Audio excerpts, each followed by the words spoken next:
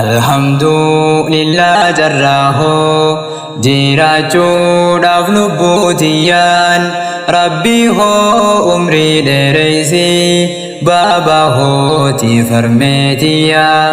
Alhamdulillah jarraho jirachuudhaaf lubbuutiyyaan Rabbi hoo umrii dheereysi baaba hooti farmeetiyyaa.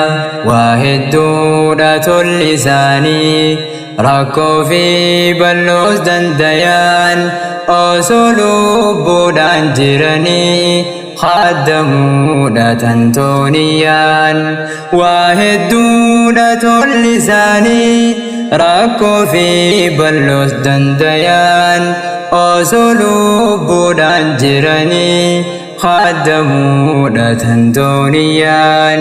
Alhamdulillah jarraho jirachuudhaaf lubbuutiyyaan Rabbi hoo umrii dheereysi baaba hooti farmeetiyyaa.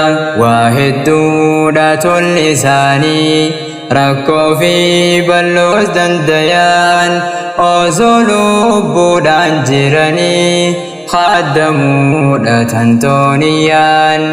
Waahidduudha tolli isaanii rakkoo fi bal'oos dandayaan osoo lubbuudhaan jiranii khaddamuudha tantooniyyaan. Maamiyyee yaa harmeetiyyaa bareechitu jiruutiyyaa siidhamnaan addukkanaa ifni aduu osoo guyyaa. Na jaalachuu hankee malee hin qabdu barjibbaa kiyyaa rakkoo anaaf jecha gartee yaadadheen garaan na booyaa. Na jaalachuu hankee malee hin qabdu barjibbaa kiyyaa rakkoo anaaf jecha gartee yaadadheen garaan na booyaa.